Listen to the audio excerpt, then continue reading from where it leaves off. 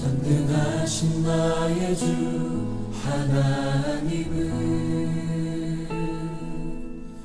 능치 못하실 일 전혀 없네. 우리의 모든 간구도 우리의 모든 생각도 우리의 모든 꿈과 모든 소망도 신실하신 나의 주 하나님은 우리의 모든 괴로움 바꿀 수. 5월 31일 주일 예배 하나님께 올려드리겠습니다.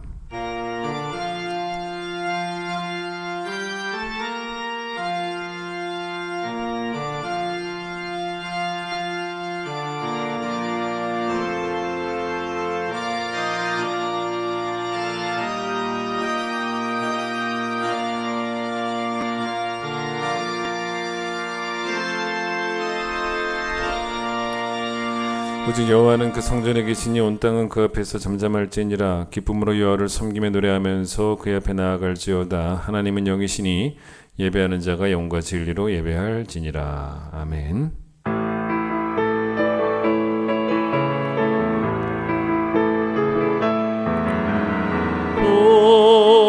고개 들어 주를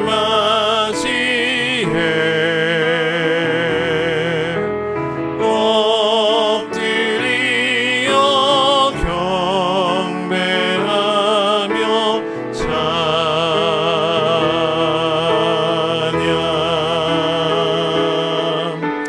왕의 위엄을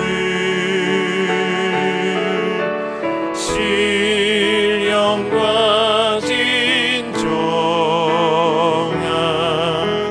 찬양으로 영광 돌려 만왕의 왕께. 성시교도 27번입니다. 하나님이여 주의 인자를 따라 내게 은혜를 베푸시며 주의 많은 긍휼을 따라 내 죄악을 지워 주소서. 나의 죄악을 말갛게 씻으시며 나의 죄를 깨끗이 제하소서. 무릇 나는 내 죄가를 아오니 내 죄가 항상 내 앞에 있나이다. 내가 주께만 범죄하여 주의 목전에 악을 행하였사오니 주께서 말씀하실 때에 의로우시다 하고 주께서 심판하실 때에 순전하시다 하리이다. 내가 죄악 중에서 출생하였으며 어머니가 죄 중에서 나를 잉태하였나이다. 우슬초로 나를 정결하게 하소서. 내가 정하리이다. 나의 죄를 씻어 주소서. 내가 눈보다 희리이다. 하나님이여 내 속에 정한 마음을 창조하시고 내 안에 정직한 영을 새롭게 하소서. 아멘. 이 시간 우리의 모든 죄악을 주 앞에 고백하겠습니다.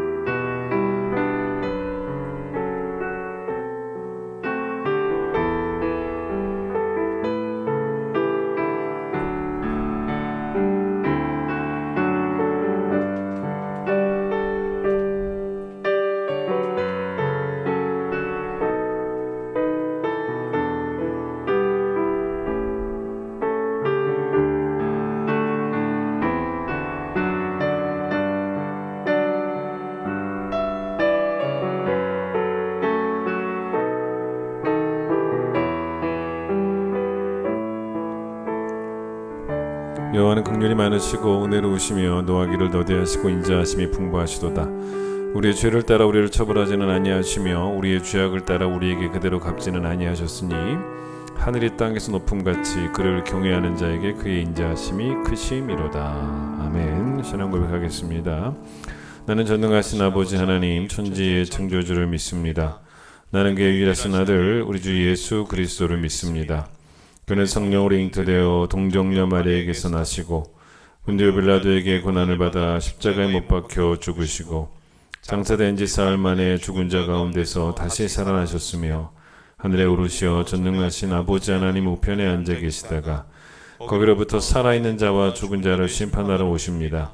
나는 성령을 믿으며 거룩한 공교회와 성도의 교제와 죄를 용서받는 것과 몸의 부활과 영생을 믿습니다. 아멘. 88장 찬송하겠습니다.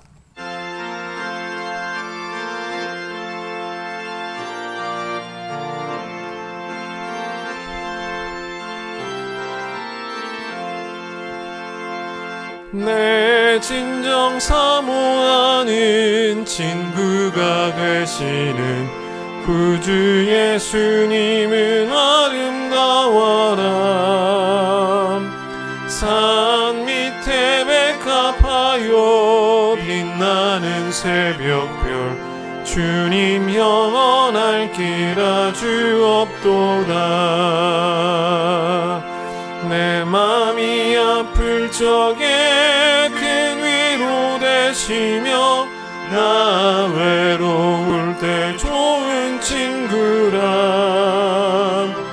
주는 저 산 밑에 백합 빛나는 새벽별 이 땅 위에 비길 것이 없도다. 내 맘의 모든 염려 이 세상 고락도 주님 항상 같이 하여 주시고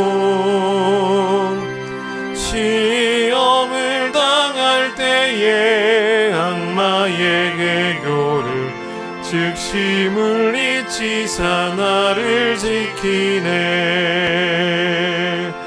온 세상 날 버려도 주 예수 안 버려 끝까지 나를 돌아보시니.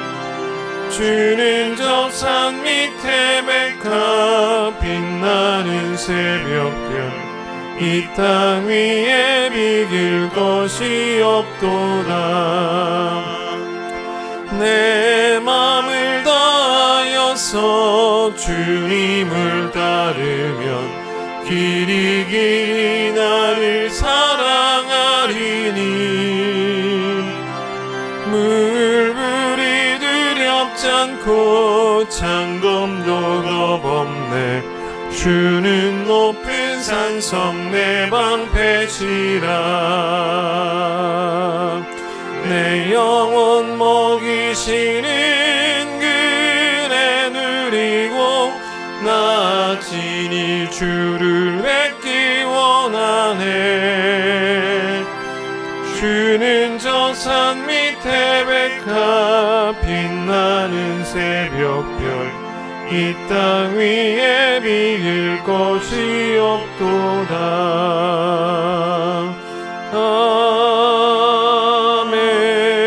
아멘. 예레미야 33장을 보겠습니다. 구약성경 1106페이지, 구약성경 1106페이지 예레미야 33장 2절로 3절 말씀 제가 읽도록 하겠습니다. 이를 행하시는 여호와 그것을 만들며 성취하시는 여호와 그의 이름을 여호와라 하는 이가 이와 같이 이르시도다. 너는 내게 부르짖으라. 내가 내게 응답하겠고 내가 알지 못하는 크고 은밀한 일을 내게 보이리라. 아멘. 오늘은 이수민 권사님 기도십니다. 제가 대신 읽도록 하겠습니다. 내가 그리스도와 함께 십자가에 못 박혔나니 그런즉 이제는 내가 산 것이 아니요 오직 내 안에 그리스도께서 사신 것이라. 이제 내가 육체 가운데 사는 것은 나를 사랑하사 나를 위하여 자기 몸을 바치시 버리신 하나님의 아들을 믿는 믿음 안에서 사는 것이라. 사랑의 하나님 감사합니다. 어려운 상황 가운데서도 주님 축복 가운데 지난 한 주간도 말씀으로 저희를 지켜주시고 거룩한 주일 하나님 앞에 예배드리게 하여 주심에 감사를 드립니다. 주님, 늘 주님과 동행하기를 원한다고 입술을 놓는 고백하면서도 코로나19라는 현실과 삶의 무게를 핑계 삼아 나의 이익만을 위한 행동들로 한 주간을 살아왔음을 고백합니다. 이 시간 용서하여 주시고 진정한 회개를 통하여 나만 생각하는 이기적인 마음을 버리고 내가 가진 모든 것에 감사하며 또 내 이웃을 돌아볼 수 있는 넉넉한 믿음을 허락하여 주시고 육의 양식을 위해 애쓰기보다는 영의 양식을 위해 기도하며 간구하는 삶을 살아내는 성도 될 수 있도록 주께서 은혜 내려 주옵소서.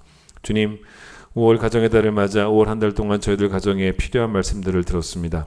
지금껏 잘 자라준 아이들에게 감사하는 마음과 믿음으로 키워주신 부모님께 감사하는 마음, 또 일상의 소중함을 알게 해주신 감사의 마음과 사랑하는 마음에 대한 말씀을 들었습니다. 주신 말씀처럼 특별함을 추구하며 가지지 못한 것을 동경하는 부족한 믿음이 아닌 주어진 일상과 평범함과 소중함을 늘 감사하는 오직 주님만 주인 되는 가정 세워가는 우리 큰 기쁨의 성도들 되게 하옵소서. 머리에 머무는 지식만 있는 성도가 아니라 주님의 마음을 가지고 행하는 성도 되게 하시고 늘 일상의 모든 일에 감사하며 말씀 듣는 일에 최선을 다하는 성도 되게 하여 주시옵소서. 혹여 삶의 고난을 방패 삼아 나의 영적인 계름을 합리화시키는 성도 되지 않게 하시고 받은 은혜를 늘 기억하며 주신 사랑을 찬송하며 모든 일상에서 거룩한 성도의 삶 살아낼 수 있도록 주께서 은혜 내려 주옵소서. 이 시간 선교사님들을 위해서 기도드립니다. 코로나19로 인하여 상황과 형편이 더 어려우실 줄 압니다. 오직 하나님의 나라를 위하여 일하고 계시는 선교사님들 주께서 기억하여 주시고 보호하여 주셔서 주신 사명 잘 감당하실 수 있도록 영육 간의 강건함 허락하여 주시고 그 가정과 그 사역들을 주께서 지켜 주옵소서. 주님, 우리 교회 환우들을 위해서 기도드립니다. 육신의 아픔으로 이 성전에 오고 싶지만 오지 못하는 성도님들 주님이 찾아가 주셔서 위로하여 주시고 주님의 온전한 치유의 손길을 믿으며 담대히 그 아픔을 이겨내게 하시고 치료의 시간이 고난과 원망의 시간이 아니라 하나님과 더 가까워지는 시간 되게 하옵소서. 상한 심령을 가지고 성전에 나온 성도들 있습니다. 너희를 고아와 같이 버려두지 않겠다는 믿음의 말씀이 들려지게 하시고 고난의 때에 주님의 함께 하심을 느낄 수 있도록 성령님 위로하여 주옵소서. 주님, 교회학교를 위해 기도드립니다. 중단되었던 교육부 성전 예배가 지난주부터 다시 시작이 되었습니다. 코로나19로 아직 상황이 어려운 가운데 있지만 권능의 주님이 함께 하심을 믿으며 교육자와 교사들이 먼저 기도하며 예배를 준비하게 하시고 교사들에게 지혜를 주셔서 나의 힘과 나의 노력이 아닌 오직 주님께 의지하며 주님의 마음으로 아이들을 섬기게 하옵소서. 성전에 나온 아이들 한 사람도 빈 마음으로 돌아가지 않도록 예배 가운데 성령님 임재하여 주시고 다니엘처럼 어떠한 상황에서도 믿음을 지켜 선한 영향력을 끼치는 아이들로 자라날 수 있도록 성령님 함께하여 주옵소서. 이제 말씀을 듣습니다. 말씀 전하는 목사님 영육간에 강권함 주시고 귀한 말씀 선포되어질 때 성령님 함께 하셔서 전하는 자나 듣는 자 모두에게 귀한 은혜의 시간 되게 하시고 그 말씀 듣고 세상으로 나아갈 때 세상에 스며드는 성도가 아니라 세상에서 그리스도의 모습을 보여 그 행실로 주님 나라 확장에 쓰임받는 큰 기쁨의 성도들 될 수 있도록 저희들의 생각을 말씀에 집중하게 하옵소서. 성전에 나오지 못하고 온라인으로 예배드리는 성도들에게도 동일한 은혜 내려 주옵소서. 감사합니다. 사랑합니다. 모든 영광 받으시기 합당하신 예수님의 귀하신 이름으로 기도드렸습니다. 아멘.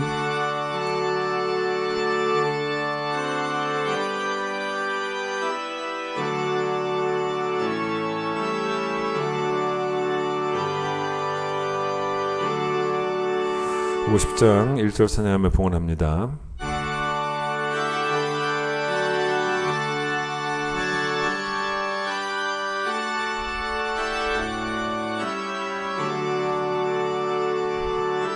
내게 있는 모든 것을 아낌없이 드리네.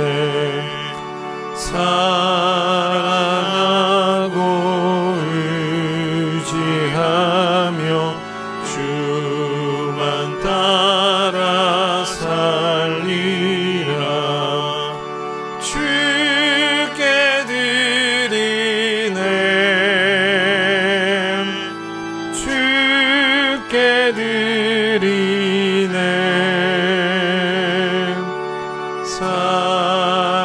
사랑하는 구주 앞에 모두 드리네.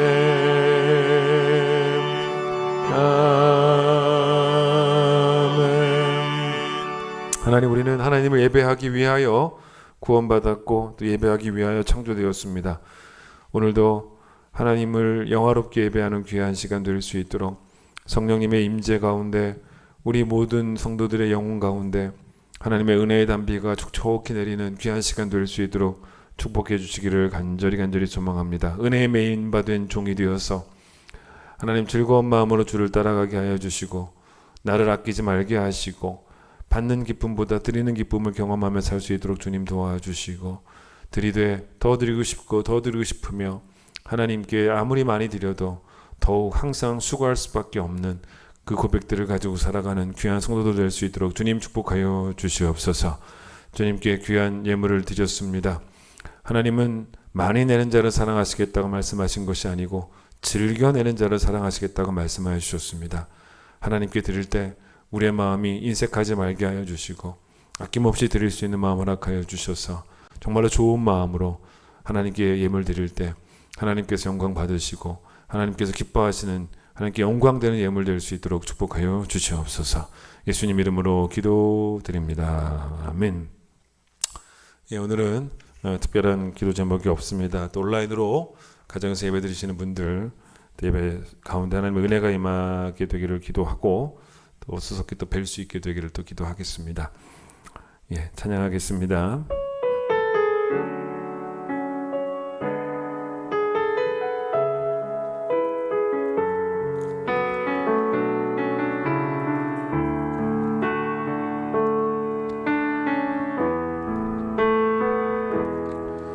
전능하신 나의 주 하나님은 능치 못하실 일 전혀 없네. 우리의 모든 간구도 우리의 모든 생각도 우리의 모든 꿈과 모든 소망도 진실하신 나의 주 하나님은 우리의 모든 괴로움 바꿀 수 있네. 불가능한 일 행하시고 죽은 자를 일으키시니 그를 이길 자는 없네.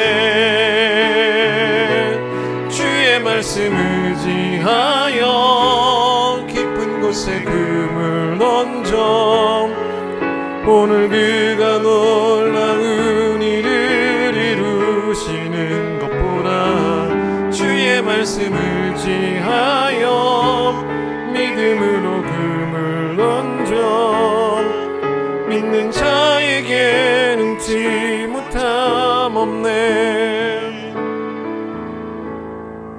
성경에 보면 우리 믿음의 선배들의 기도의 내용이 나오는 부분들이 있습니다.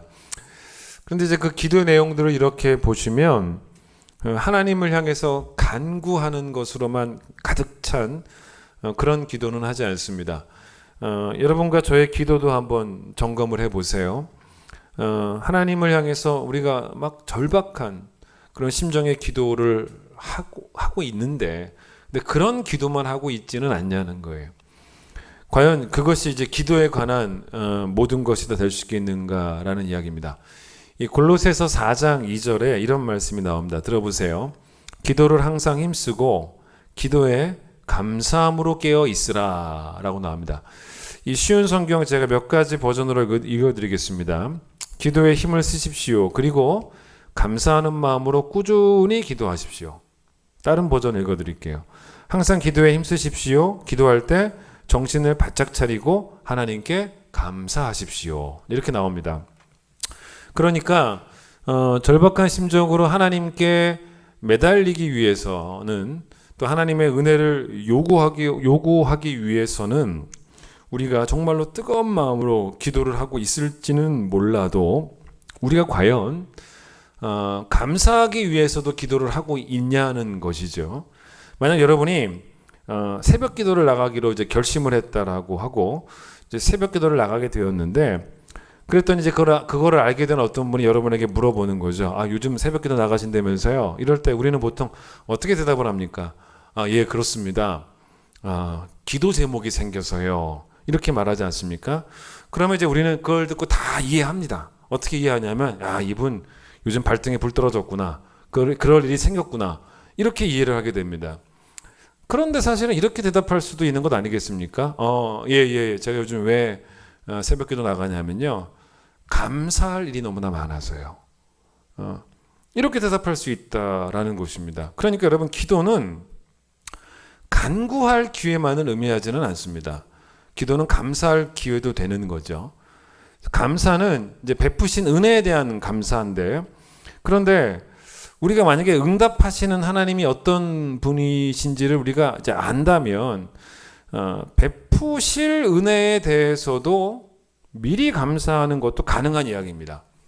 자, 미리 감사한다는 내용이 사실은 성경에도 그렇게 보시면 그런 내용으로 기도하는 내용들이 있어요. 미리미리 감사를 하는 거죠. 아직 이루어지지도 않았는데. 근데 제가 이거를 예전에 어떤 책에서 봤던 적절한 비유가 하나 있었는데 그게 참 적절한 비유 같았어요. 그게 뭐냐면 이런 거였습니다. 만약 우리가 은행에 가서 돈을 이제 대출을 한다고 해보세요. 돈 좀 빌려달라고 갔다는 것입니다. 그때 이제 은행이 뭐라고 말합니까? 알겠다고 대출해 드리겠다라고 약속을 합니다. 물론 뭐 여러 가지 심사도 거치겠지만 그래서 대출해 주겠다고 약속을 하죠. 그럼 그 약속을 받고 우리가 그 은행에서 나올 때 보통은 뭐라고 말을 합니까? 예, 감사합니다. 고맙습니다. 이렇게 나옵니다. 그런데 엄밀히 따지면 아직 돈이 안 들어왔잖아요. 돈이 들어오지도 않았는데 우리는 은행에서 내 통장에 돈을 입금시켜 줄 것을 믿고 그렇죠? 그래서 믿고 우리는 그 은혜에 대해서 감사하고 나온다는 거예요. 돈을 빌려준 은혜에 대해서. 여러분 마찬가지입니다. 하나님을 믿기에 간구할 수 있지만 그러나 하나님을 믿기에 먼저 감사할 수도 있다는 거예요. 오늘 이제 그런 이야기를 또 하고 싶습니다. 여러분, 기도가 일종의 훈련입니다. 사람이 이제 훈련을 한다는 것은 뭘 의미합니까? 실력을 유지하기 위해서도 훈련을 하기도 하지만 또 실력이 더 좋아지기 위해서도 우리는 훈련을 하죠. 기도는 훈련이기 때문에 분명히 이 기도는 그 기도를 하면 할수록 우리가 더 좋은 성도로 변화되어져 가는 것은 분명한 이야기입니다. 이제 그게 바로 기도의 유익이죠. 성경에 나오는 그 믿음의 선배들의 기도를 이렇게 보시면 하나님께 기도 응답 받고 또 감사 기도할 때 어떻게 기도하는지 아십니까? 다 어떻게 기도하냐면 나 같은 사람에게 너무나 과분한 은혜를 주셨습니다. 이렇게 기도를 합니다. 예를 대표적으로 하나 들어본다면 사무엘하 7장 보시면 다윗의 기도가 18절부터 나오는데 근데 그 기도의 시작이 간구가 아니에요. 감사합니다. 들어보세요. 다윗 왕이 여호와 앞에 들어가 앉아서 이르되 기도하는 거예요. 주 여호와여, 나는 누구이오며 내 집은 무엇이기에 나를 여기까지 이르게 하셨나이까. 그러니까 하나님의 기도 응답은 나 같은 작은 자에게 너무 과분한 은혜라고 고백을 하는 거죠. 근데 여러분, 간구가 뭐죠? 간구가 뭐냐면 하나님, 나는 작습니다. 나는 작으니까 크신 하나님이 꼭 도와주셔야 됩니다. 이게 간구죠. 말 그대로 나의 작음을 알고 하나님의 크심을 알면서 기도하는 게 간구입니다. 그런데 기도 응답에 대한 감사 기도도 사실은 이 정신을 벗어나지를 않는다는 거예요.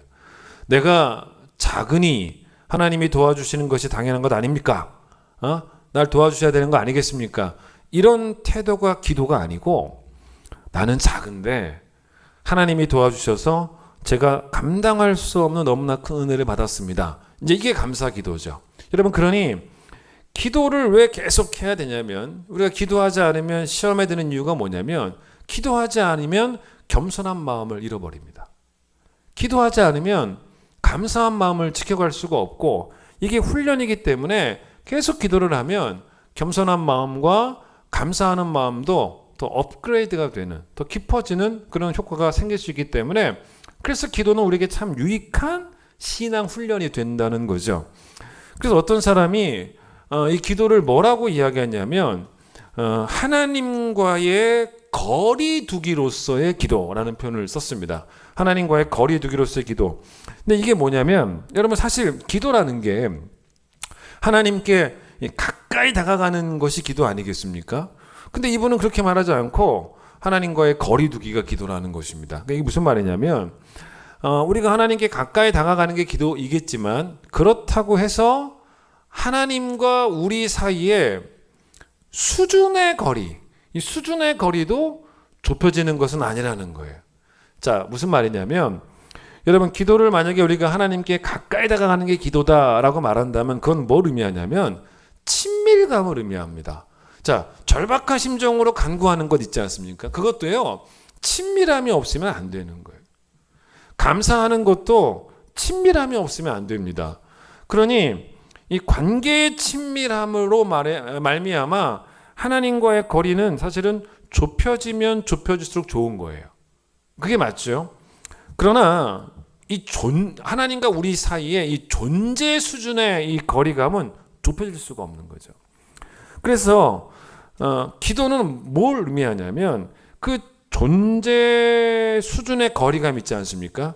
그거를 선포하는 게 기도예요. 하나님과 나는 다릅니다. 그걸 선포하는 거예요. 그러니까 달라고 간구하는 것도 어떤 겁니까? 하나님, 나는 스스로 얻을 수 없기 때문에 주셔야 된다고. 그것도 하나님과 우리의 존재 수준의 거리를 선포하는 거예요. 그런데 자, 주셔서 감사하다고 기도하는 것도 뭐냐면 나 같은 사람에게 주셔서 감사하다는 것 아니겠습니까? 그것도 존재 수준의 거리감을 선포하는 거예요. 엄밀히 따지면. 자, 여러분 오늘 저는 이런 얘기도 하고 싶어요. 여러분, 기도가 예배가 되게 하라는 거예요. 예배로서의 기도. 예배로서의 기도가 뭔가? 여러분, 대부분의 성도들에게 기도는 간구는 될지는 모르겠지만 예배는 되지 못하고 있다는 거죠. 왜냐하면 여러분, 예배는 뭐냐면 예배는 나를 낮추는 게 예배입니다. 나를 낮추는 시간이죠. 나를 낮추면서 동시에 하나님을 높이는 게 예배입니다. 내가 나를 낮추면 낮출수록 하나님의 은혜는 더 강조가 되어집니다. 하나님의 은혜는 더 도드라집니다. 그러면 여러분, 결국 하나님의 은혜가 더 도드라지는 것을 다른 말로 바꾸면 예배가 더 깊어지는 거예요. 그걸 의미합니다. 제가 방금 전에 읽어드린 그 다윗의 기도 있지 않습니까? 이 기도는 사실은 기도지만 예배로서의 기도에 가깝다는 거예요. 예배입니다. 결국 예배로서의 기도라고 말할 수 있죠.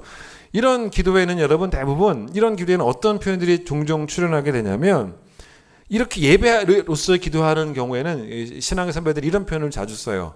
주와 같은 분은 없습니다 라는 게 나와요. 제가 찾아보진 않겠지만 이 사무엘하에 나와 있던 사무엘하 7장에 나와 있는 제가 방금 전에 읽어드렸던 그 다윗의 기도에도 그 뒤에 가면 7장 22절에 주와 같은 이가 없다라는 고백을 다윗이 합니다. 이 고백을 여러분 올려드리는 거 아니겠습니까? 이 고백을 올려드리는 것은 결국 기도가 예배가 된 거예요. 기도가 예배가 되어서 하나님께 올려드려지는 것을 의미하는 거죠.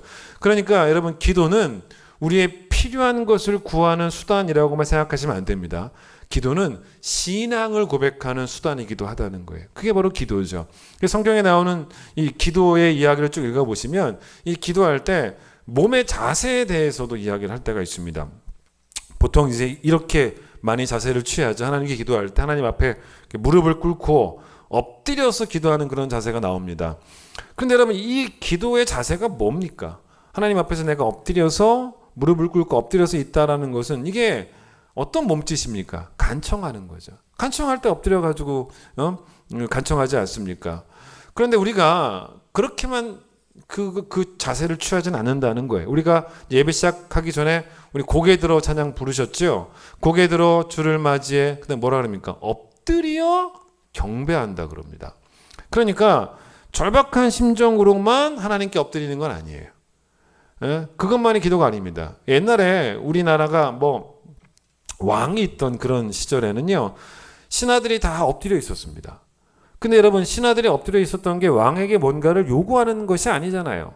높은 분에 대한 경의를 표현한 게 엎드려 있었던 거였죠.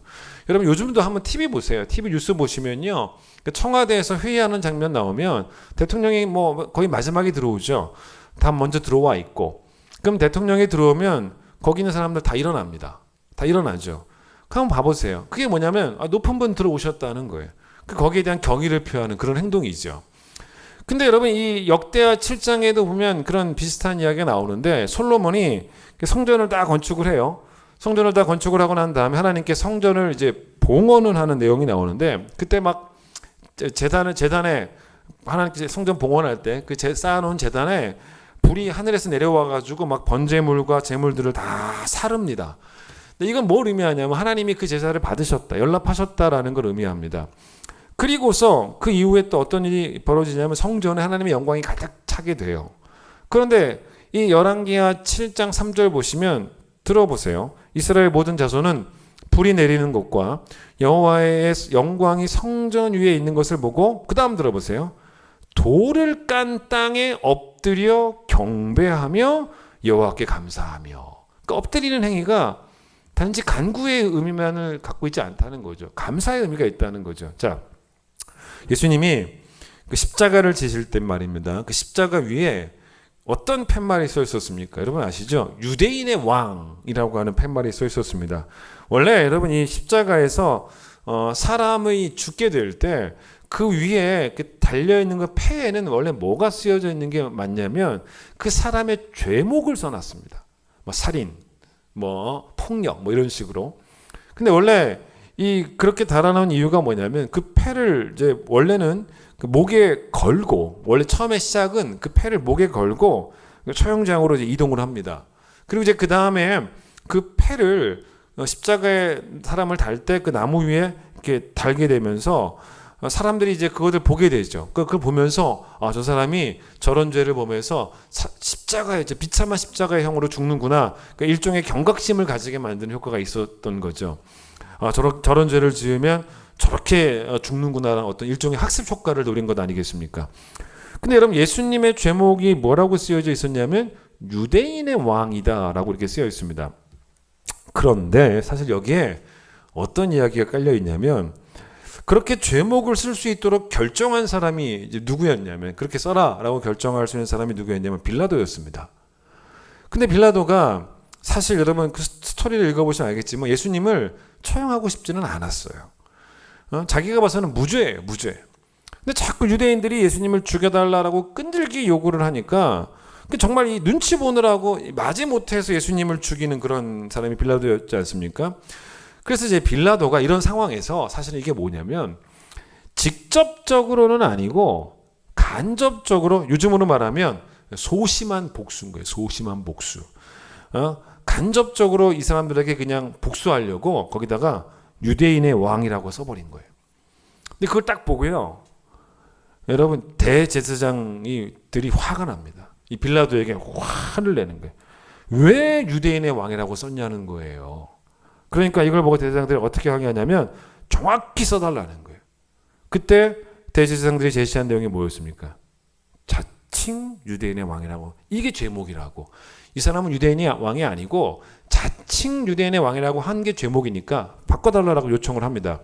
근데 그 요구를 빌라도는 일단 거절합니다. 들어주지는 않습니다. 자, 그런데 이때 예수님이 십자가 못 박히시는 과정 가운데 어떤 일이 있었냐면 이 마태복음 27장 27절 이하를 보시면 나와요. 예수님이 십자가를 지시고 골고다로 올라가시기 전에 로마 군병들에게 아주 모욕적인 일을 당하시는 장면이 나옵니다.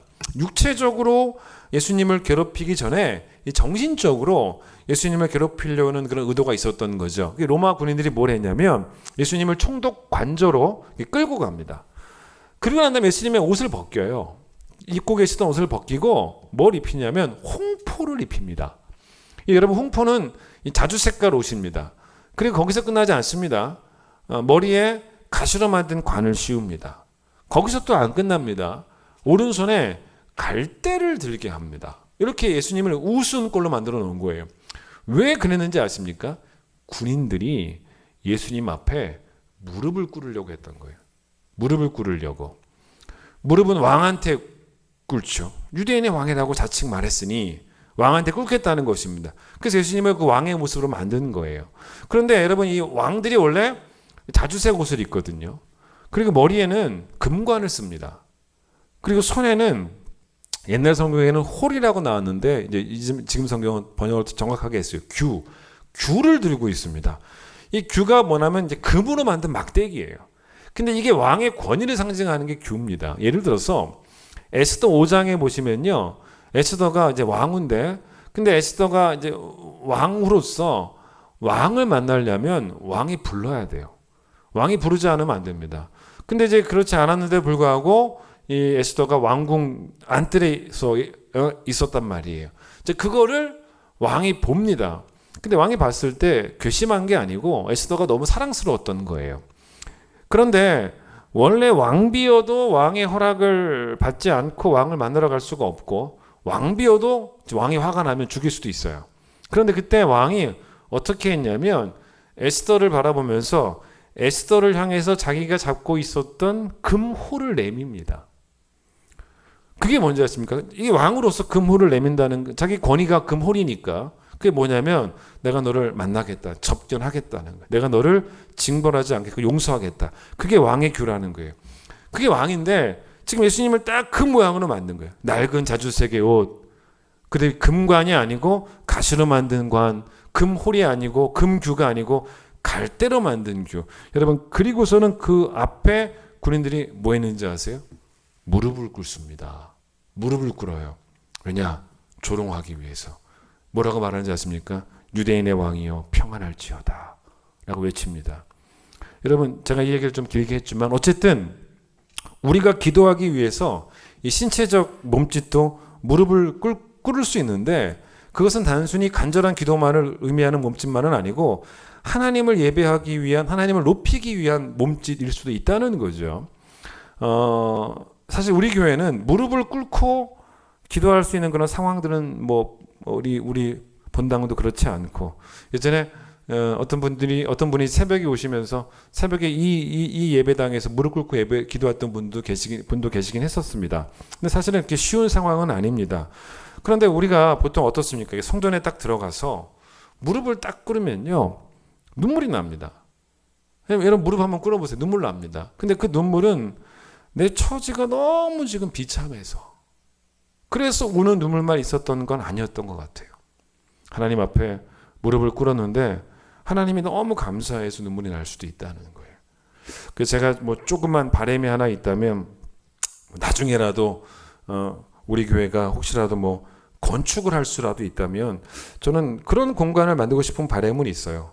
본당은 의자가 있어야겠지만 어떤 교회 같은 경우에는 개인 기도실이 있는 그런 교회도 있지만 꼭 개인 기도실은 아니더라도 좀 넓은 공간에 마루로 된 그런 예배실, 뭐 여름에 에어컨도 잘 나오고 뭐 겨울에 따뜻하게 히터도 잘 나오고 온돌도 되고 그런 예배실을 좀 만들어서 늘 기도실로 쓸 수 있는 그런 예배실을 교회 한 공간에 만들어 놓고 성도들이 언제든지 와서 간구하고 무릎 꿇고, 언제든지 와서 무릎 꿇고 감사하고, 그런 공간을 만들고 싶은 하여튼 바람이 있습니다. 에티 힐레슘이라고 하는 유대인 여성이 있었는데, 이 여성이 1943년 11월 30일에 29세의 나이로 죽었어요. 유대인 여성이. 어디서 죽었냐? 아우슈비츠 수용소에서 죽었습니다. 희생당했죠. 근데 이 여성이 수용소에 있으면서 일기를 썼는데, 그 일기들 가운데 어떤 제목의 일기가 있었냐면, 들어보세요. 누구도 방해할 수 없는 하나님과의 대화라고 되어 있는 일기가 있었습니다. 근데 그 일기에 이제 이 에티 힐레슘의 기도가 들어있죠, 당연히. 근데 여러분, 이 기도를 하나님과의 대화라고 하지 않습니까? 그런데 성경이 우리에게 뭐라 그러냐면 쉬지 말고 기도하라라고 말하지 않습니까? 그 이유 중에 하나가 뭐냐면, 만약에 여러분이 저와 얼굴을 맞대고 대화를 하시려면요, 교회로 오셔야 되지 않습니까? 그런데 우리가 어떤 연습을 늘 해야 되냐면 하나님의 임재를 늘 연습하셔야 돼요. 중요합니다. 하나님의 임재를 늘 연습하고 있는 사람들에게는, 하나님의 임재를 늘 훈련하는 사람들에게는 세상 모든 것이 기도 처소예요. 그게 맞죠?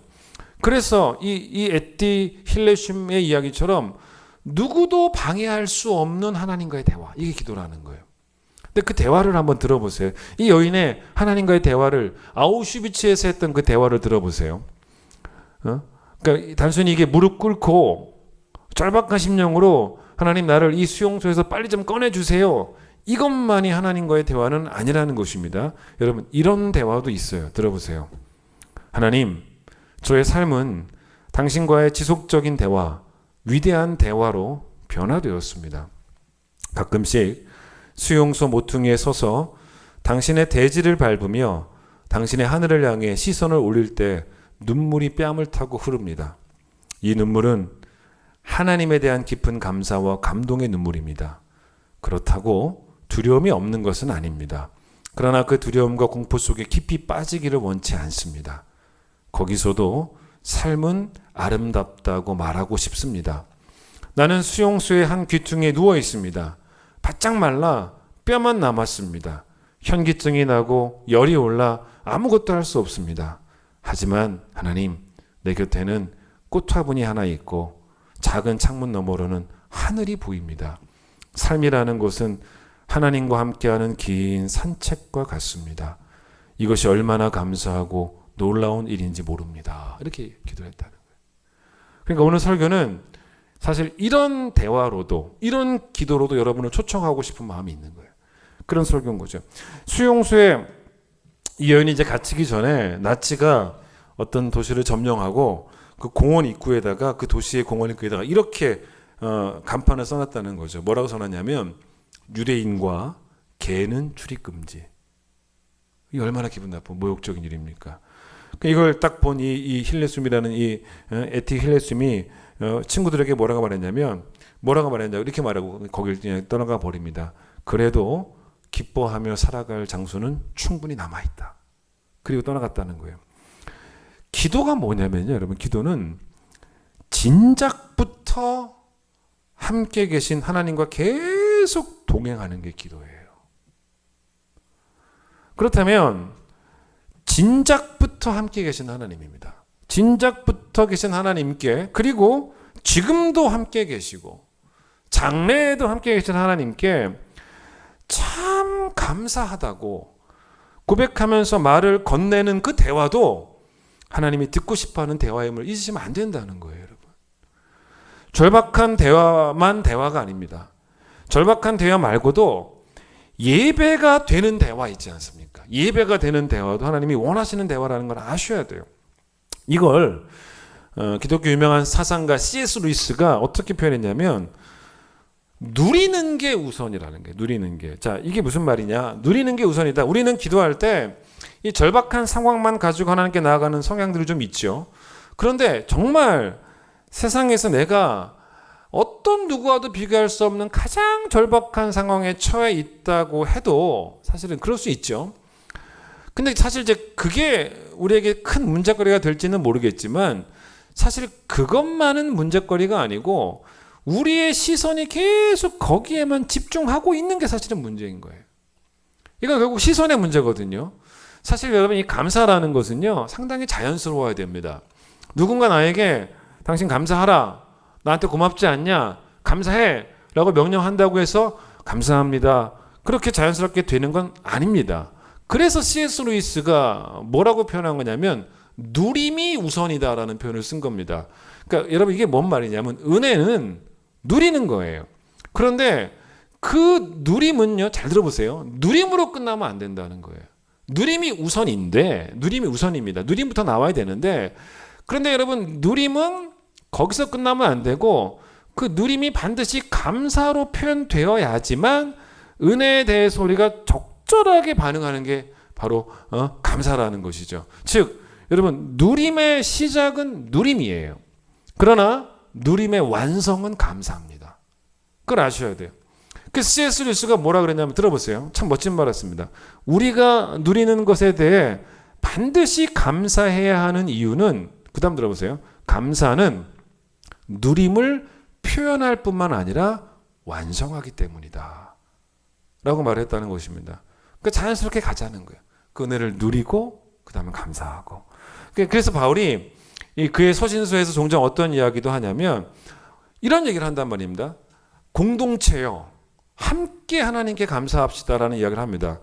어떤 공동체를 향해서 하나님께 감사하자는 도전을 합니다. 그 대표적인 게 어디 나오냐면 에베소서 5장에 나오는 말씀인데, 사실 이 에베소서의 가장 기초적인 그 독자가 누굽니까? 에베소 교회 성도들, 에베소 교회 공동체입니다. 근데 그 공동체 전체 사람에게 바울이 뭐라 그러냐면 5장 20절 들어보세요. 범사에 우리 주 예수 그리스도의 이름으로 항상 하나님 아버지께 감사하며라고 말을 합니다. 각자의 상황이 다 다르죠. 그런데 누군가의 인생의 고난은 다른 사람보다 훨씬 더 클 수 있어요. 다 다르니까 훨씬 더 아플 수도 있습니다. 그리고 그 고난에 집중하는 시선만을 가지고 있는 사람들에게는, 은혜를 누리는 게 뭔지를 모르는 사람들에게는 바울의 이야기가 배부른 소리인 거예요. 배부른 소리입니다. 그런데 바울이 분명히 그 교회 안에 뭐 엄청난 고난을 겪는 사람들도 많이 있었음에도 불구하고 바울이 확신하는 바가 뭐였습니까? 그 공동체 전체에게 말하지 않습니까? 에베소 교회 성도들 가운데 바울이 뭘 확신했냐면, 하나님의 은혜가 남보다 부족해서 도저히 감사할 수 없는 그런 사람은 단 한 명도 없다는 거예요. 그 교회는 있을 수가 없다는 거예요. 그걸 확신하는 거예요. 그래서 그 교회에 있는 모든 성도들에게 감사하자고 말하고 누리자라고 말하고 있는 거죠. 근데 사실 하나님께 이 감사하지 못하는 사람들은 왜 그러냐면, 이 하나님의 은혜를 누리지 못하는 사람들의 그 가장 문제가 되는 점은 어떤 것이냐면, 하나님에 대한 오해를 하고 있기 때문에 그렇습니다. 하나님에 대한 오해 때문이죠. 그 김영복 목사님이라고 하시는 분이 계신데, 이분이 가지고 쓴 책, 이분이 쓴 책 가운데 사김의 기도라는 책이 있습니다. 거기 보시면은 이런 얘기를 합니다. 혹시 우리가 하나님을 알라딘의 그 지니로 믿고 있지는 않냐는 거예요. 그런데 여러분, 알라딘에 나오는 지니가 어떤 존재입니까? 그 소설에 나오는 지니는요, 전능한 존재입니다. 뭐든지 할 수 있어요. 그래서 알라딘이 소원을 말하면 그 소원을 다 들어주는 존재입니다. 그런데 그 지니가 전능한 존재이기는 하지만, 이 알라딘에게는 이 지니는 그래봐야 뭐냐면 전능한 종이에요. 전능한 종입니다. 여러분, 이런 상황에서 지니가 알라딘의 소원을 다 들어주는 것은 주인님이잖아요. 주인님. 그때 알라딘이 절대로 그 주인님의 그 소원을 다 들어줄 때 알라딘이 절대로 하지 않을 말이 뭐겠습니까? 고맙다예요. 참 고맙다란 말 안 합니다. 여러분과 저에게 우리 하나님은 어떤 분이냐는 거예요. 전능한 종입니까? 전능한 종입니까? 우린 그렇게 기도하고 있지 않습니까? 그래서 전능한 존재이기 때문에, 전능한 종이기 때문에, 마치 알라딘에게 지니가 원래 그래야 하는 존재니까 원래 할 걸 한 지니에게 굳이 알라딘이 고마움을 표현하지 않는 것처럼, 오히려 만약에 꼭 그렇게 해야 되는 게 지니인데 그렇게 안 하게 되면 알라딘이 얼마나 막 이 지니에 대해서 분노를 하겠습니까? 우리가 하나님의 은혜를 누리기에는 문제가 있어요. 우린 너무 소원이 많아요. 또 하나님이 우리에게 알라딘과 같은 전능한 종인 이상, 여러분, 우리는 감사가 나오지가 않습니다. 우리는 하나님을 전능한 종으로 그렇게 혹시 하나님을 알고 있지는 않냐는 거예요. 절박한 기도만 하는 사람들 있지 않습니까? 어쩌면 하나님을 알라딘을 여기는 거예요. 심지어는 우리가 그렇게 기도할 때 우리는 하나님을 오히려 막 기도로 가르치려고 합니다. 심지어는 우리의 논리적인 말로 하나님을 막 설득을 시켜보려고 합니다. 하나님은 응답을 안 해주시니까 응답을 이분이 못하실 분도 아닌데, 전능한 분인데 뭔가 이분이 하기 싫어하시는가 보구나, 이렇게 생각해서 끊임없이 기도로 하나님을 설득해 보려는 태도를 가진 그런 이상한 성도들도 있다는 거예요. 소원대로 예상대로 해주시는 하나님이라면 어쩌면 우리는 점점 더 감사의 사람이 되어지기보다는 그것을 너무나 당연하게 받고 안 해주시면 섭섭함만 커지고, 그렇게 되게 뻔해요. 그 성경에서 이제 우리에게 기도를 가르칠 때 기도에 있어서 정말로 중요한 것이 뭐다라고 말하냐면 하나님의 뜻이라고 말합니다. 자, 간구를 위한 기도는 두 가지 기도가 있다고 보시면 돼요. 첫 번째 간구 기도는 어떤 기도냐면, 하나님, 내가 하나님의 뜻이 뭔지를 압니다.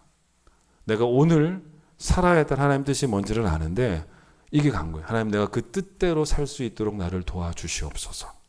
이게 간구를 위한 첫 번째 기도입니다. 두 번째는, 이것도 간구를 위한 기도예요.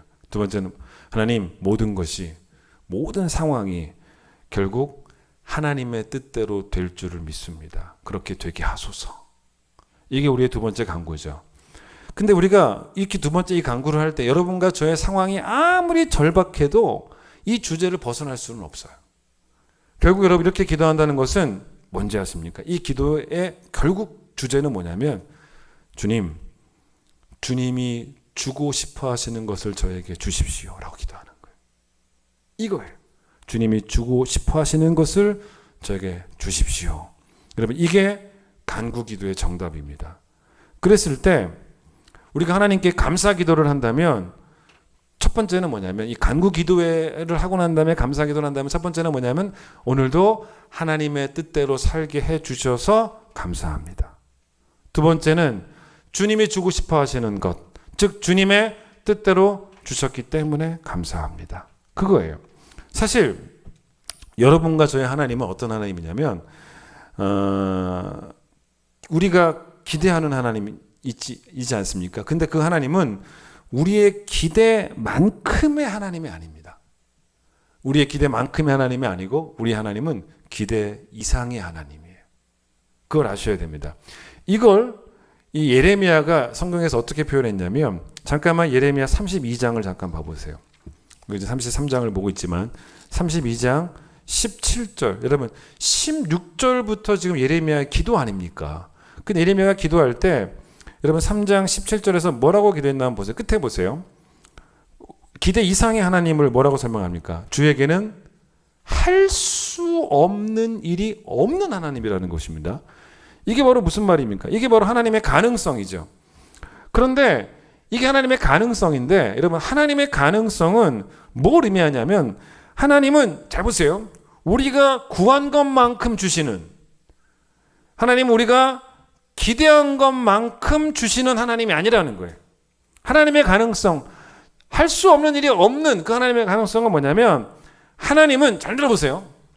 우리가 구한 것보다 더 나쁜 걸 주실 수가 없는 분이라는 것입니다. 이걸 아셔야 돼요. 우리가 구한 것보다 우리가 구한 것이 하나님의 뜻과 맞을 경우도 있겠지만 우리가 하나님의 뜻과 맞지 않게 기도할 수도 있어요. 그런데 어쨌든 간에 우리가 기도할 때 뜻과 맞으면 뜻과 맞고 그래서 하나님의 응답도 그 기도한 대로 될 수도 있긴 하겠지만은 우리가 기도한 대로 구한 대로 하나님이 만약에 응답해 주시지 않을 때 구한 것보다 더 나쁜 걸 주시는 법은 없다는 거예요. 그게 바로 이 표현이에요. 자, 이게 어디에 나오냐? 한번 찾아보고 싶습니다. 에베소서를 잠깐 봐보세요. 찾아보는 게 좋을 것 같아요. 에베소서 3장을 봐보겠습니다. 313페이지. 자, 20절, 21절을 보시면 이게 이 성경에서 이걸 신학적으로 뭐라 그러냐면 이걸 신학적으로 송영이라고 합니다. 하나님을 향한 찬양이에요. 근데 바울이 어떻게 찬양하냐면 여러분 이 20절, 21절이 찬양이기 때문에 찬양이 곧 감사죠. 감사가 곧 예배죠. 그렇게 예배한 거죠.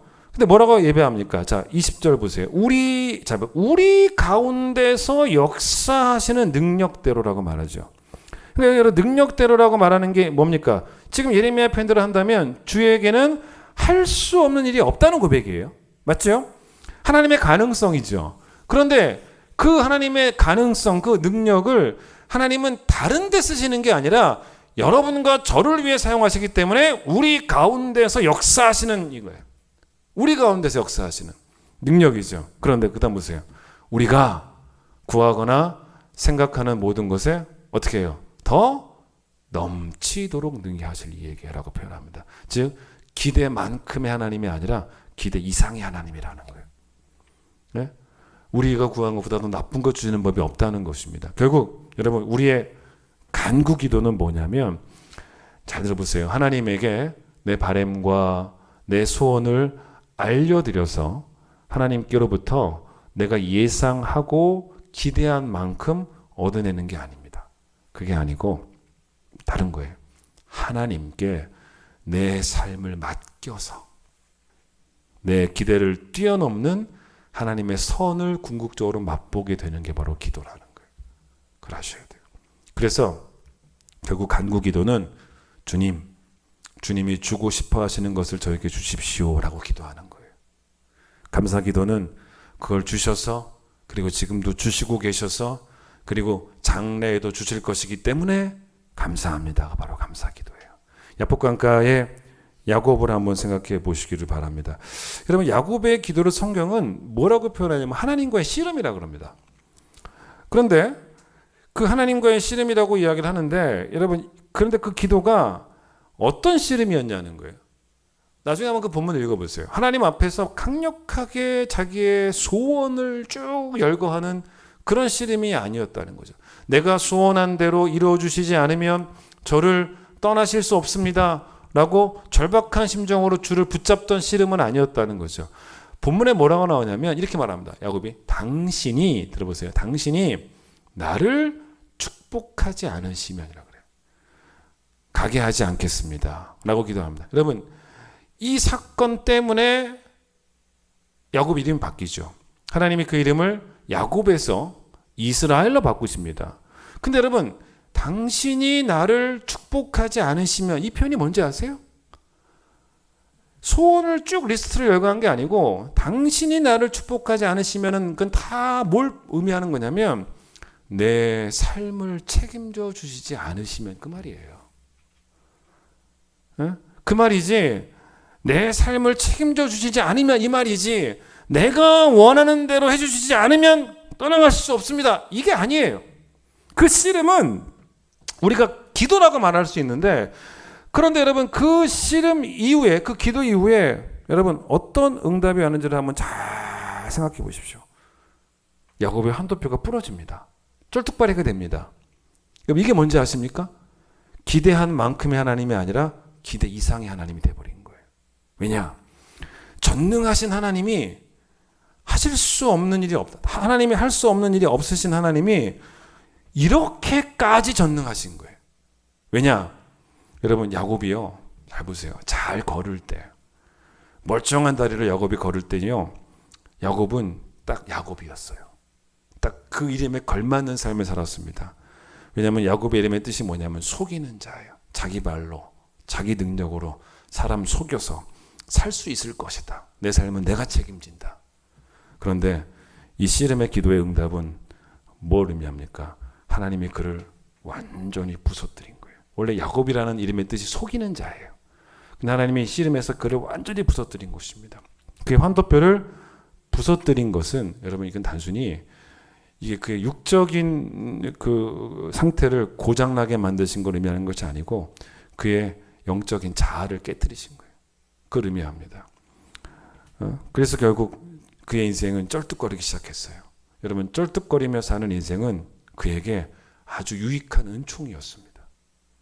멀쩡한 두 다리로는 하나님께 자신을 맡기지 않으려고 했던 야곱이 그의 인생 자체가 쩔뚝거리는 인생임을 알고 이제는 하나님께 자신을 맡기게 되는 삶으로 변화되었던, 이게 하나님의 기대 이상의 응답이었다는 거예요. 이스라엘은 하나님과 싸워 이겼다라는 뜻입니다. 그게 뭐냐면 하나님의 뜻을 꺾었다라는 말이 아니에요. 그런 씨름이 아니었습니다.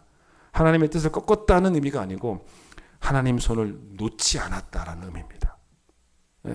하나님을 포기하지 않았다라는 말입니다. 여러분, 우리는 우리 인생에 우리가 딱 기대한 만큼의 기도가 있죠. 그 간구가 뭡니까? 하나님, 내 인생에 사막도 없고 내 인생에 광야도 없기를. 그게 우리의 기대입니다. 우리는 그 기대로 기도합니다. 그런데 우리는 그 기대만큼, 그 기대의 수준으로 기도합니다. 근데 하나님은 어떻게 응답하시는지 아십니까? 사막에 강을 내시는 방법으로, 광야에 길을 내시는 방법으로 응답하십니다. 기대 이상의 응답인 거예요. 그것이 바로 오늘 본문입니다. 보세요. 다시 오늘 본문 보고 마치겠습니다. 정확하게 그런 이야기죠. 너는 내게 뭐하라고 합니까? 부르짖으라는 것입니다. 여러분, 부르짖으라는 말의 의미가 뭐냐면 너의 기대를, 너의 소원을 다 펼쳐 놓으라는 말씀이 아닙니다. 만약에 그게 맞다면 그 뒤에 어떻게 나와야 되냐면 너는 내게 부르짖으면 너가 부르짖은 대로, 예상한 대로, 기대한 대로, 원하는 대로 다 이루어 주겠다. 그렇게 나와야 되는데 그게 아니죠. 여러분, 너는 내게 부르짖으라. 이걸 다른 말로 바꿔보세요. 너의 인생을 내게 맡겨라, 그 말이에요. 하나님께 맡겨라. 그리하면 그 다음 뭐라고 나옵니까? 너의 기대를 뛰어넘는, 너가 알지 못하고 크고 은밀한 것으로 너에게 응답하겠다라고 말씀하고 계시는 거예요. 절박한 심정으로 여러분, 주님이 주고 싶어 하시는 것을 제게 주십시오라고 부르짖으며 기도하셔야 돼요. 그리고 그 응답에 감사 기도라고 하는 예배를 하나님께 올려드릴 수 있는 그런 여러분이 되셔서 여러분의 기도가 하나님이 기뻐하시는 기도가 되는 우리 귀한 성도 되시기를 간절히 축원드리겠습니다. 찬양하겠습니다.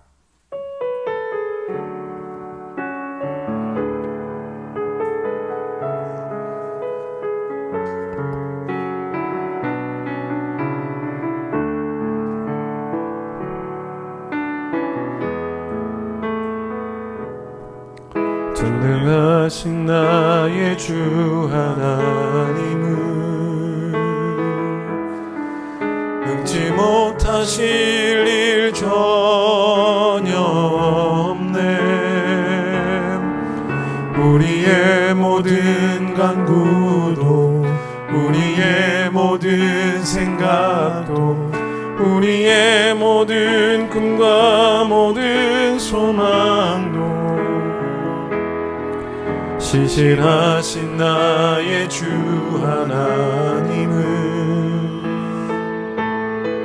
우리의 모든 괴로움 바꿀 수 있네. 불가능한 일 행하시고 죽은 자를 일으키시니 그를 이길 자 아무도 없네. 주의 말씀 의지하여 깊은 곳에 금을 던져 오늘 그가 놀라운 일을 이루시는 것 보라. 주의 말씀 의지하여 믿음으로 금을 던져 믿는 자에게 능치 못함 없네. 전능하신 나의 하나님을 찬양합니다. 전능하신 나의 주 하나님은 능치 못하실 일 전혀 없네. 우리의 모든 간구도 우리의 모든 생각도 우리의 모든 꿈과 모든 소망도 신실하신 나의 주 하나님은 우리의 모든 괴로움 바꿀 수 있네. 불가능한 일 행하시고 죽은 자는 일으키시니 그를 이길 자 아무도 없네. 주의 말씀 의지하여 깊은 곳에 금을 던져 오늘 그가 놀라운 일을 이루시는 것 보라. 주의 말씀 의지하여 믿음으로 금을 던져 믿는 자에게 능치. 주의 말씀 의지하여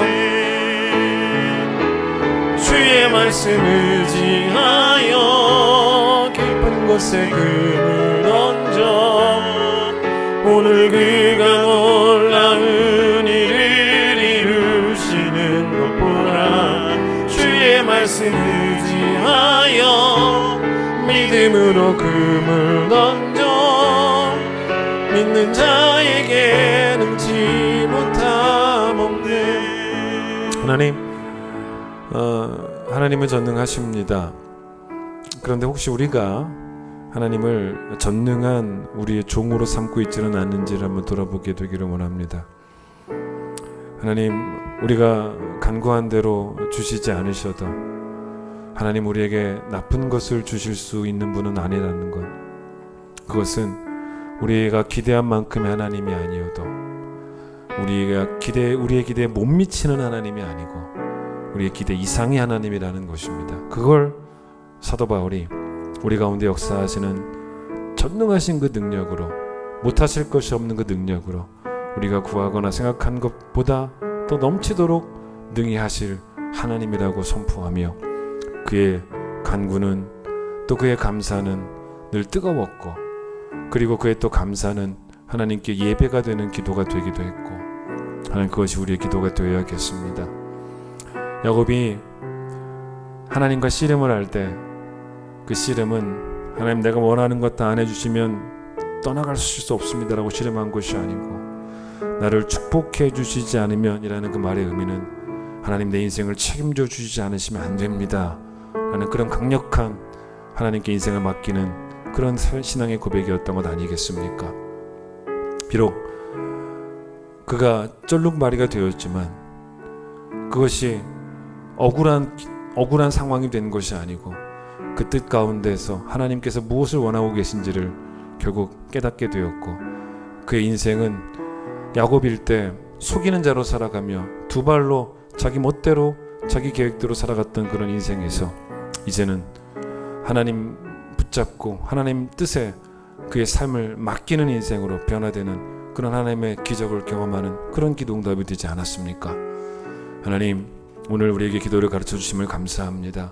쉬지 않고 기도하게 하시고 삶의 모든 자리가 하나님과의 대화가 가능한 자리가 되게 하여 주시고, 하나님께 절박한 심정의 대화를 올려드리는 것도 물론 필요하겠지만은 하나님께, 하나님 참 너무너무 그래서 감사했습니다 라고 그 은혜를 누리면서 그 은혜의 누림을 감사로 완성하는 그런 성도들이, 우리 큰 기쁨 교회 성도들이 될 수 있도록 우리를 축복하여 주시옵소서. 이제 예수님의 놀라우신 은혜와 하나님의 그 크신 사랑과 성령의 역사하심과 교통하심이 오늘 온라인을 통해 예배드리는 귀한 성도들 10년 가운데, 또 이들의 기도 생활 위에, 특별히 코로나로 고통당하는 이 나라 이 민족 이 땅 전 세계 위에 함께하여 주시길 간절히 축원하옵나이다. 아멘.